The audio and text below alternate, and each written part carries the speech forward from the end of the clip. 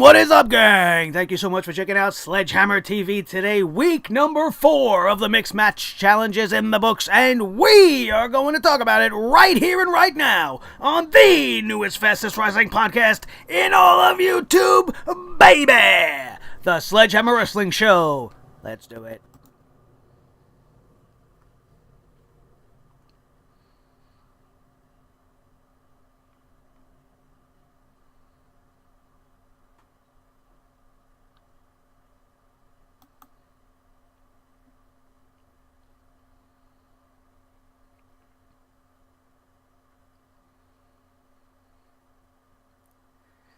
Alright, wrestling fans, thank you so much for joining me. My name is Nick Nightmare. Along with me, as always, is my trusty companion, my loyal tag team partner, and the world heavyweight champion of microphones, Blue the Snowball, and we are here to talk about the Mixed Match Challenge. The Mixed Match Challenge is a very difficult word to say, although we are going to continue to try to stumble through it throughout this podcast.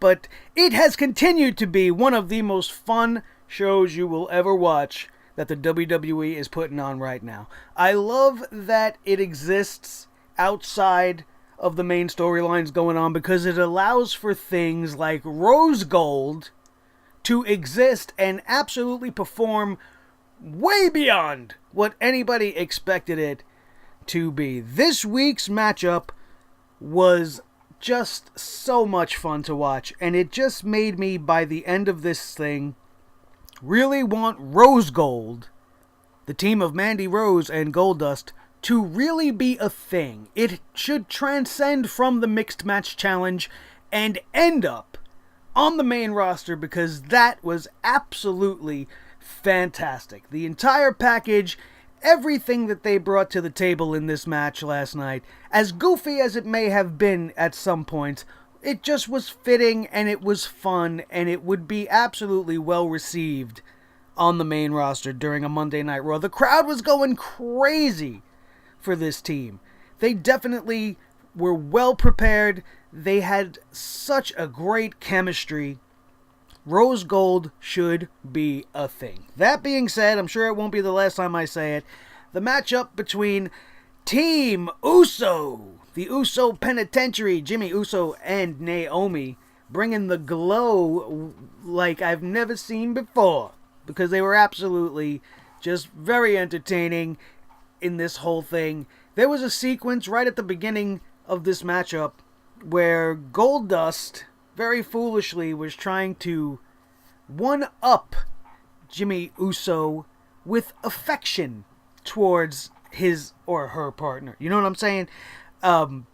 Kissing Mandy's hand, so then he would kiss Naomi's hand, and then they would give a hug, and then the other team would give a hug, just trying to one-up each other in emotion. But then, obviously, Jimmy and Naomi being husband and wife, they definitely win this contest as they planted a nice wet smooch upon one another, and then that prompted Mandy Rose and Goldust to be like, all right, you're next, what are you going to do? And Goldust wanted that kiss, man, and he was a little like, oh my God, what am I going to do? It was just so funny to watch. And then Mandy Rose was like, screw it, come on, let's do it, give me a kiss. And the crowd was going berserk, and then Jimmy Uso would attack from behind and try to get Goldust with a roll-up and ruin his kiss, and Goldust was so mad. And he was screaming, you ruined my kiss, I wanted that kiss, what are you doing, man? There was also a funny sequence in the beginning where Goldust and Jimmy Uso were running the ropes, and then Goldust was like, wait, stop! And then he stopped to take a breather, and he's like, listen, I'm so much older than you gotta slow down, man. Like, it was just so entertaining. It was so much fun. It was very well thought out, and by the end of this match, when the Usos would gain the victory, you just wanted to see more of this type of stuff. It was just so great. As soon as Mandy Rose and Goldust came out, the whole entrance, the whole vibe they brought to it, I just thought immediately to myself, if this was initially how she was introduced to the WWE Universe, this girl would be a megastar already. Because it's there. There's just something special here. And the WWE needs to capitalize on it. give Goldust his final run, maybe let him hold the Intercontinental Championship for a while, try to let him get people over, have Mandy Rose look good with the gold on her shoulder, and then vice versa. She doesn't have to just be his valet. Like, she could get in there, have her matches, and then she's got Goldust on the outside, not Sonya Deville or a Broken Page. One of the best mentors she could possibly have. And it would just be fantastic. I think it would be great. The Mixed Match Challenge has not disappointed me yet. Every single episode, as weird as the pairings might be, as weird as the matchups might seem, it just, by the end of the match, you're just like, wow, that was pretty fun and I had a good time. And I'm looking forward to next week as well. As next week, we have got Ravashing Rusev Day taking on the team of Bayley and Elias. I do not understand this team whatsoever. Some of the promos and some of the stuff that they have been doing leading up to their matchup coming next week, I don't get it, because Elias just wants nothing to do with Bayley, just like the WWE pretty much wants nothing to do with Bayley, as most of us fans right now want nothing to do with Bayley because she's just been nothing on WWE TV, right? So Elias obviously feels like he's above her. He doesn't want anything to do with her. He's playing his guitar. She's trying to sing along, and he's like, listen, just stop. And she's like, well, okay, well, can I have a hug? And he's just like, no. And he's just walking away from her, and she's just sitting there all sad like a puppy dog. And it's very weird. It's very weird, and I think it's going to come off great in their match next week on the Mixed Match Challenge. Ravashing Rusev Day speaks for itself. They actually came out on this episode when the Usos were victorious, and it was very, very funny. See what I mean? Like, the show was just very funny throughout the whole way. Rusev comes out. Ravashing Rusev Day comes out. The crowd goes berserk. We got the Rusev Day chants going on. And Rusev tells the Usos that you are not the best husband and wife team in the WWE. You're looking at him.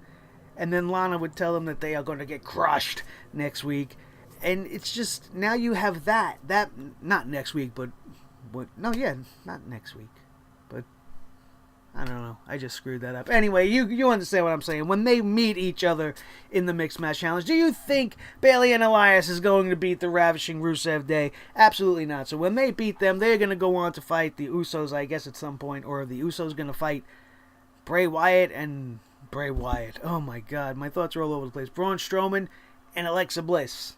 I don't know. We'll have to pull up the chart. I haven't done all that yet, and we'll see how it all plays out. But they are very, very much considering themselves the predominant husband and wife team in all of the WWE. I think Triple H and Stephanie would have something to say about that as well, if you ask me. But next week, it's going to shape up to be an interesting matchup. I do not know how this is going to work. I think this is just going to be a very, very quick matchup out of all of them, because how entertaining could this possibly be? But I've actually thought that about like Big E and Carmella and some of the other acts that we've seen in this thing, and they've pleasantly surprised me, so maybe that'll be the case here. Really watch it next week just for these guys.